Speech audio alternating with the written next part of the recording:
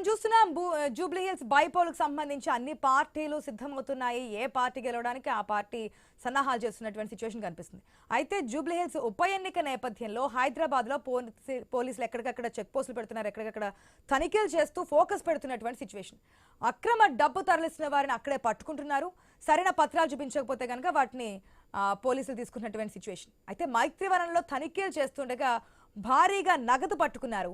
అక్రమంగా తరలిస్తున్నటువంటి 25 లక్షల రూపాయలను స్వాధీనం చేసుకున్నారు పోలీసులు.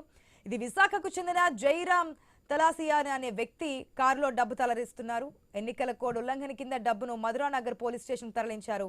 డబ్బు మూలం తరలింపుపై ఆరా తీస్తున్నారు పోలీసులు. ఆ విజువల్స్ కూడా మనం క్లియర్ గా చూస్తున్నాం. ఏదైతే వెహికల్లో తరలిస్తున్నారు, ఎక్కడ కూడా అంటే సరైన పత్రాలు చూపకుండా ఇట్లాంటి భారీ మొత్తంలో నగదు తీసుకెళ్తే కనుక వెంటనే పోలీసులు స్వాధీనం చేసుకోవడం జరుగుతోంది.